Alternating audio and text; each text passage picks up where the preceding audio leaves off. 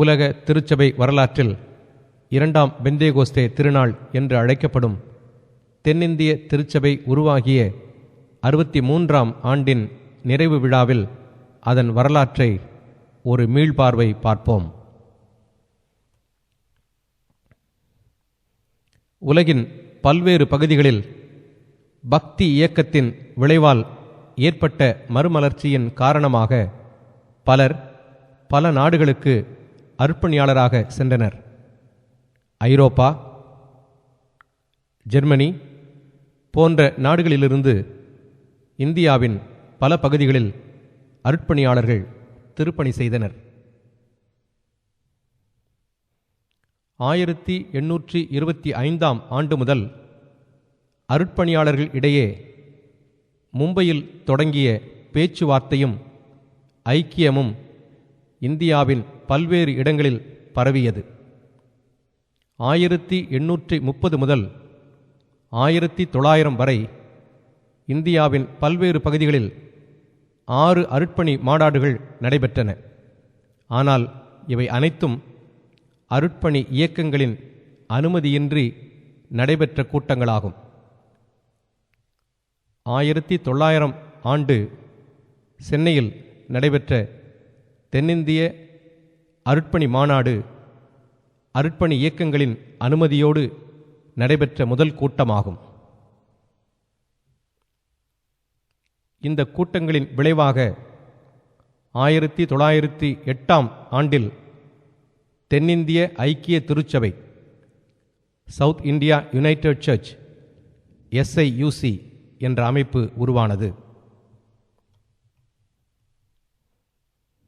இதன் பிறகு அருட்பணி இயக்க வரலாற்றில் மைல்கல்லாக 1910ஆம் ஆண்டு எடின்பரோவில் நடைபெற்ற உலக அருட்பணி மாநாடு ஒன்றிணைப்பு இயக்கங்களுக்கும் அமைப்புகளுக்கும் வித்தாக அமைந்தது.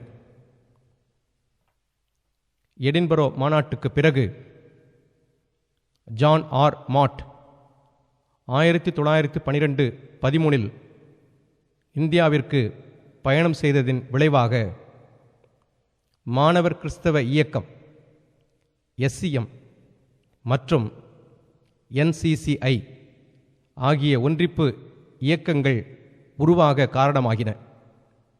இதுபோன்ற அருட்பணி இயக்கங்கள் இடையே ஏற்பட்ட மாநாடுகளும் உரையாடல்களும் அமைப்புகளும் திருச்சபை அமைப்புகள் ஒன்று சேர அடித்தளமாக அமைந்தன. திருச்சபை பாரம்பரியங்கள்: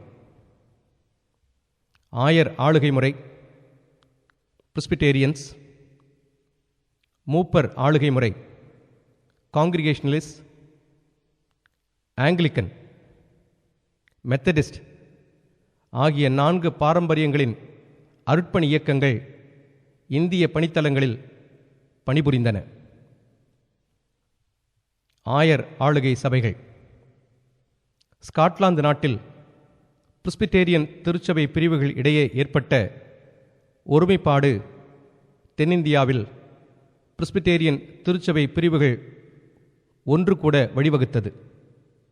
1900ஆம் ஆண்டு சென்னையில் நடைபெற்ற அருட்பணி இயக்கங்கள் மாநாடு பிரெஸ்பிடேரியன் திருச்சபைகள் ஒன்றிணைய துணை புரிந்தது. இதில் J.H. வைகாப் என்பவர் மிக முக்கிய பங்காற்றினார். மூப்பர் ஆளுகை முறை: லண்டன் மிஷனரி சொசைட்டி மற்றும் American Madurai Mission of the American Board ABCFM ஆகிய 2 அருட்பணி இயக்கங்கள் இந்தியாவில் காங்கிரிகேஷனலிஸ்ட் பாரம்பரியத்திலிருந்து பணிபுரிந்தன. 1903ஆம் ஆண்டு 2 அமைப்புகளும் இணைந்த குழு முதன்முறையாக கூடியது. 1905ஆம் ஆண்டு 2 அமைப்புகளும் இணைந்தன.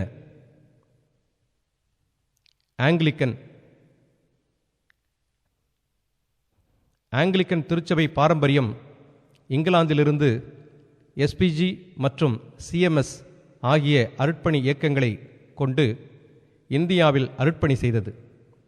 இந்த பாரம்பரிய திருச்சபை மட்டுமே பேராயர் ஆளுகையை ஏற்ற அமைப்பாகும். மெத்தடிஸ்ட் பக்தி இயக்கத்தின் விளைவாக மீட்கப்பட்டு இங்கிலாந்தில் மெத்தடிஸ்ட் அமைப்பை சார்ல்ஸ் வெஸ்லி மற்றும் ஜான் வெஸ்லி ஆகியோர் உருவாக்கினர். இந்த பாரம்பரியத்திலிருந்து சென்னை பேராயத்தின் பல பகுதிகளில் பல ஆலயங்கள் உருவாக்கப்பட்டன. தென்னிந்திய ஐக்கிய திருச்சபையின் தோற்றம். ஆயர் ஆளுகை முறை மற்றும் மூப்பர் ஆளுகை முறை ஆகியவற்றினுள் ஏற்பட்ட ஒருமைப்பாட்டோடு நின்றுவிடவில்லை. 1905 ஆண்டு முதல் உரையாடல் கொடைக்கானலில் நடைபெற்றது.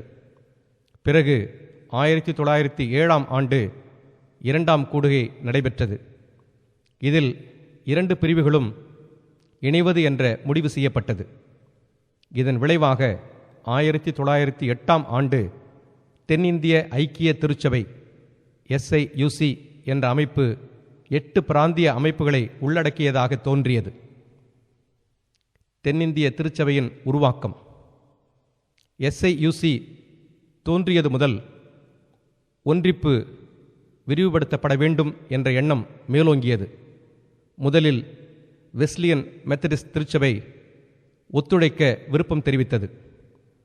1919 ஆண்டு மே 1, 2 ஆகிய தேதிகளில் தரங்கம்பாடியில் 33 உறுப்பினர்கள் ஆங்கிலிக்கன் மற்றும் SIUC பிரிவுகளிலிருந்து பங்கு பெற்றனர்.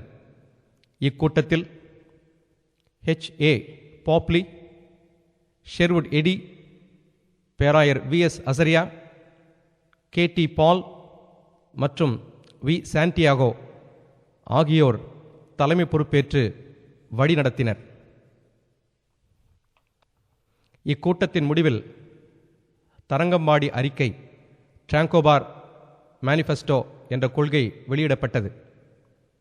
இக்கொள்கைகள் 1888 லாம்பத் கூட்டத்தின் அடிப்படையில் உருவானதாகும்.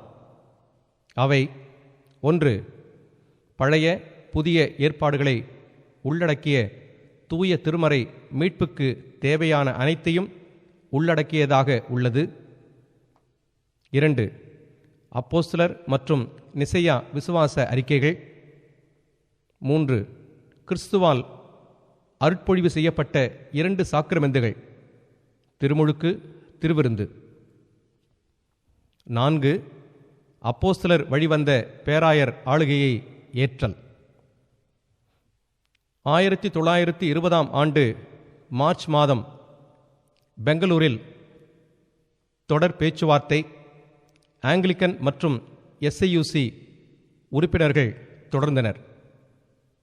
தொடர்ந்து 1920 December, 1921 June Chennai, 1923 April Pasumalai, 1925 பிப்ரவரி சென்னை.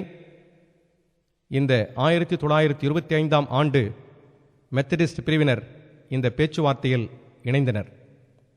பிறகு நடைபெற்ற தொடர் பேச்சுவார்த்தையினால் பேராயர் ஆளுகை முறையை ஏற்பதில் பல பிரிவினரிடையே கருத்து வேறுபாடு ஏற்பட்டது. ஆனால் இறுதியில் கருத்து ஒற்றுமை ஏற்பட்டது. 1947 ஆண்டு செப்டம்பர் 27 சென்னையில் உள்ள தூய ஜார்ஜ் பேராலயத்தில் தென்னிந்திய திருச்சபை உருவானது. அவர்கள் அனைவரும் ஒன்றாய் இருப்பார்களாக. யோவான் 17:21 என்பதை செம்பொருளாக கொண்டு உருவானது. அன்றைய வழிபாட்டின் தலைவராக இருந்த திருவிதாங்கூர் மற்றும் கொச்சின் பேராயத்தின் ஆங்கிலிக்கன் பேராயர் CK ஜேக்கப் அவர்கள் தென்னிந்திய திருச்சபை உருவானது என்பதை அதிகாரப்பூர்வமாக அறிவித்தார். அந்நாளின் வழிபாட்டில் அருள் திரு JSM ஹூப்பர் எபேசியர் 2 அதிகாரம் 20 முதல் 22 வரை உள்ள பகுதியிலிருந்து அருளுரையாற்றினார். பல்வேறு காலகட்டங்களில் பல தலைவர்களின் திருமறை சார்ந்த ஆழமான புரிதலின் அடிப்படையில் தென்னிந்திய திருச்சபை மலர்ந்தது. இன்றும் உலகின் பல்வேறு பகுதிகளில் உள்ள திருச்சபைகளுக்கு தென்னிந்திய திருச்சபையின் ஒன்றிப்பு முன்மாதிரியாக உள்ளது. சிஎஸ்ஐயின் சின்னம், லோகோ. தென்னிந்திய திருச்சபையின் சின்னம் தாமரை மலரும் சிலுவையும் ஒன்றாக இணைந்து காணப்படுகிறது. அதனை சுற்றிலும் திருச்சபையின் பெயரும் செம்பொருளும் பொறிக்கப்பட்டுள்ளன. இந்திய புனைவியலில் தாமரை மலர் படைப்பாளரின் இடமாக விளங்குகிறது. தாமரை இதழ்கள் தூய ஆவியாரின் ஆற்றல் தீப்பிழம்பாக விளக்கும் வண்ணம் அமைந்துள்ளது. இது மக்கள் கடவுளோடு கொண்டுள்ள உறவு ஐக்கியத்தின் வெளிப்பாடாகவும் உள்ளது. நிறங்களின் விளக்கம்: சிகப்பு வாழ்வின் அடையாளமாகவும், கருஊதா பர்பிள் பக்தி மற்றும் திருச்சபையின் அடையாளமாகவும், வெள்ளை பின்னணியம் கடவுள் மாண்டுத்தோடு கொண்டுள்ள விளக்க இயலாத பிரிக்க இயலாத உறவு நிலையை விளக்குவதாக அமைந்துள்ளது. அதனை சுற்றி வட்ட வடிவில் அமைந்துள்ள தென்னிந்திய திருச்சபை செம்பொருளான அவர்கள் அனைவரும் ஒன்றாய் இருப்பார்களாக. யோவான் 17:21 என்பது ஆண்டவர் இயேசு கிறிஸ்து செய்த இறைவேண்டலின் மையமாக உள்ளது. நடுவில் அமைந்துள்ள சிலுவை இயேசு கிறிஸ்துவின் தியாகத்தின் வெளிப்பாடாகவும் திருச்சபையின் அடையாளமாகவும் உள்ளது. சிலுவையின் 4 முனைகளும் ஆழமான நிறத்தில் இருப்பதின் அடையாளம் என்னவெனில், அனைத்து கிறிஸ்தவர்களும் அமைதியான கூட்டு வாழ்விற்கு மன்றாடவும் உழைக்கவும் வழிநடத்துவதாக உள்ளது. தொடர் ஐக்கியம். 1947ஆம் ஆண்டு நடைபெற்ற ஐக்கியத்தோடு நின்றுவிடாமல் அதன் தொடர்ச்சியாக நடைபெற்ற பல்வேறு பேச்சுவார்த்தை மற்றும் முயற்சியின் விளைவாய் தற்பொழுது தென்னிந்திய திருச்சபை, வட இந்திய திருச்சபை மற்றும் மாத்தோமா திருச்சபைகளோடு திருவிருந்து ஐக்கியத்தில் ஈடுபடுவதாக உள்ளது. மேலும் ஒரு மைல்கல்லாக 1978ஆம் ஆண்டு தென்னிந்திய திருச்சபை, வட இந்திய திருச்சபை மற்றும் மாத்தோமா திருச்சபை இணைந்து இந்தியாவில் உள்ள திருச்சபைகளின் ஐக்கியம், communion of churches in India என்ற அமைப்பை ஏற்படுத்தி திருச்சபையின் ஒற்றுமைக்கு முன்னேற்றமாக திகழ்கிறது. கடவுளின் பேராற்றலால் திருக்காட்சியால் உருவான தென்னிந்திய திருச்சபையின் பங்காளர்களான நாம் ஒவ்வொருவரும் ஆண்டவர் கொடுத்த அழைப்பான நாம் அனைவரும் ஒன்றாயிருப்போமாக என்பதை வாழ்வில் நிறைவேற்ற முயலுவோம். நன்றி.